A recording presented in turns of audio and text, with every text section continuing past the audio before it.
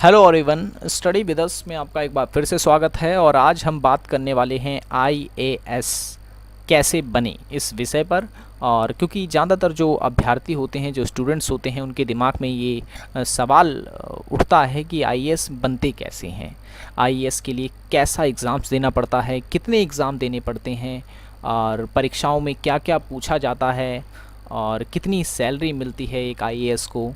तो इन सभी सवालों पर आज हम चर्चा करेंगे। तो इस वीडियो को एंड तक देखें, और वीडियो अगर पसंद आए तो लाइक ज़रूर करें, और चैनल को सब्सक्राइब नहीं किया तो ज़रूर कर लें, ताकि ऐसी ही एजुकेशनल वीडियोस आपको डेली मिलती रहे। तो चलिए शुरू करते हैं।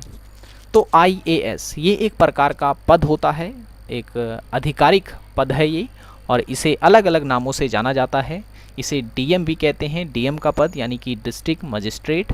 इसे आईसीएस भी कहते हैं, इंडियन सिविल सर्वेंट, और इसे कलेक्टर भी कहा जाता है। तो मैं बता दूं, थोड़ा सा मैं इसकी ऐतिहासिक विशेषताओं को बता देता हूं पहले मैं आपको। तो ये जो आईएएस पद है, इसे पहले आईसीएस कहा जाता था।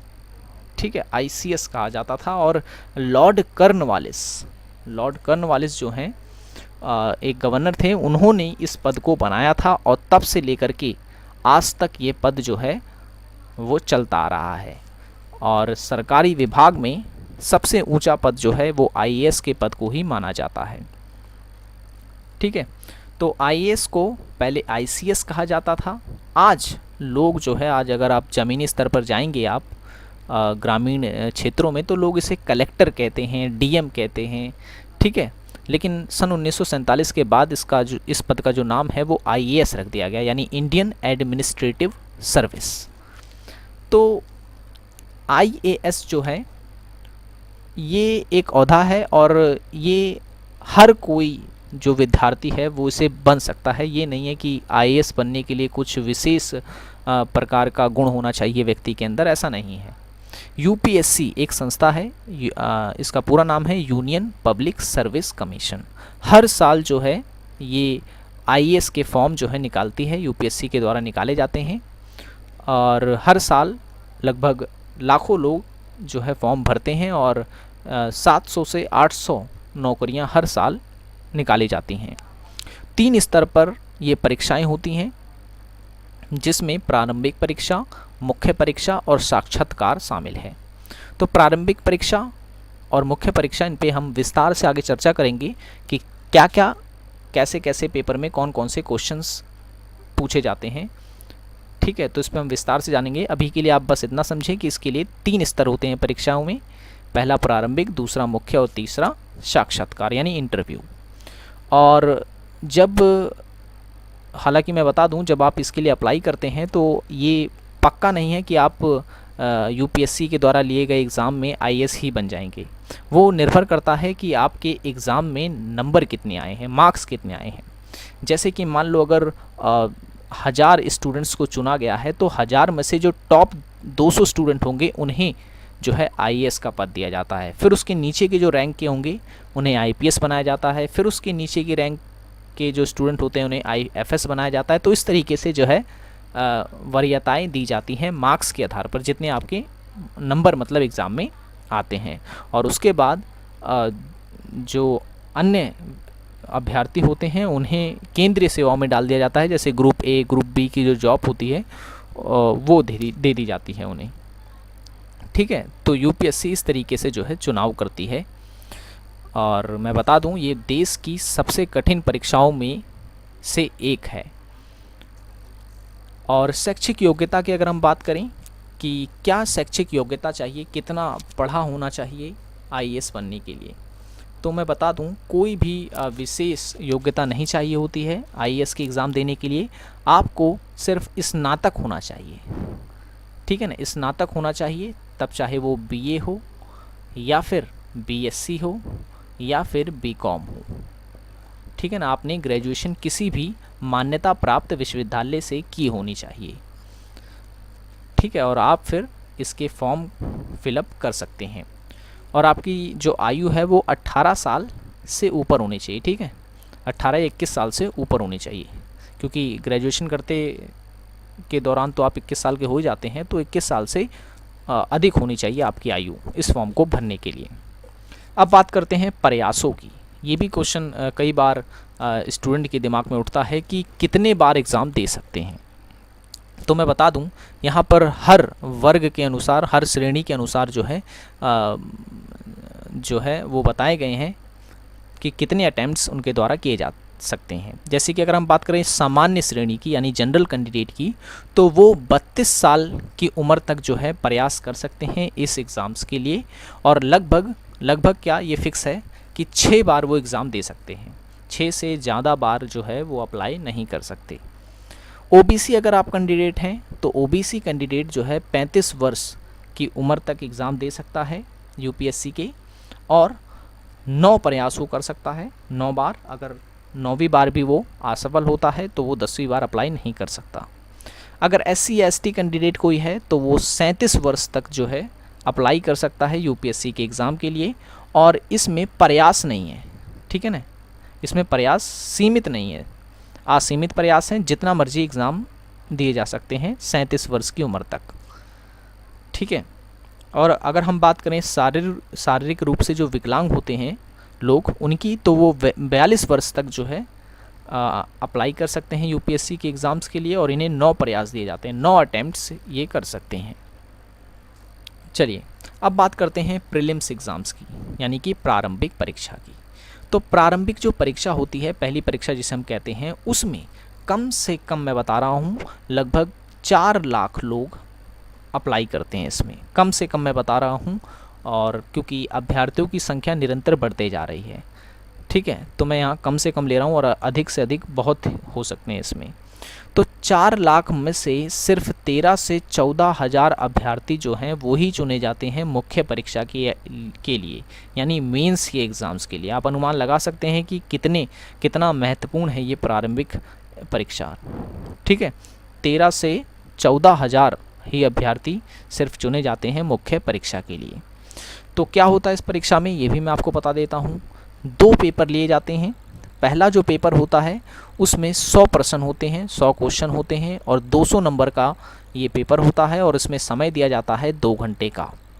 क्या पूछा जाता है, तो इसमें सामान्य अध्ययन से संबंधित क्वेश्चन आते हैं, जैसे कि राजनीतिक विज्ञान यानी पॉलिटिकल साइंस से क्वेश्चन पूछे जाएंगे, साइंस से क्वेश्चन पूछे जाते हैं, हिस्ट्री यानी इतिहास से क्वेश्चन पूछे जाते हैं, ज्योग्राफी यानी भूगोल से क्वेश्चन पूछे जाते हैं, और समसामयिकी घटनाएं यानी कि जो करंट अफेयर होता है, आजकल जो भी न्यूज़ वगैरह में चल रहा होता है, उससे जुड़े हुए सवाल जो हैं पूछे जाते हैं इस एग्ज़ाम में। तो ये तो हो गया पहला पेपर। फिर होता है दूसरा पेपर, एक ही दिन कराया जाता है, याद रखें, एक ही दिन ये दोनों पेपर होते हैं एक ही दिन में।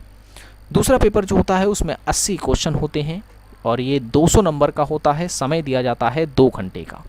इसमें तार्किक क्षमता, गणित, अंग्रेजी यानी इंग्लिश, इससे रिलेटेड क्वेश्चन जो है इसमें पूछे जाते हैं। सीसेट का एग्ज़ाम होता है, सीसेट में सिर्फ क्वालिफाई होना होता है इसमें, ठीक है, सिर्फ क्वालिफाई।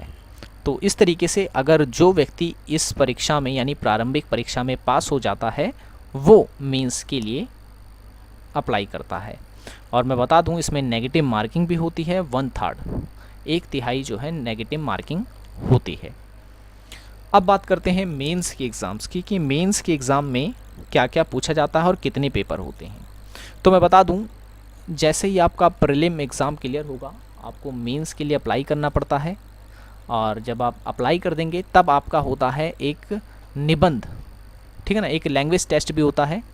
फिर उसके बाद होता है आपका निबंध का, एक निबंध लिखवाया जाता है आपको, 4 निबंध दिए जाते हैं, 4 में से एक निबंध जो है करना होता है, लगभग 250 अंकों का ये होता है, ठीक है।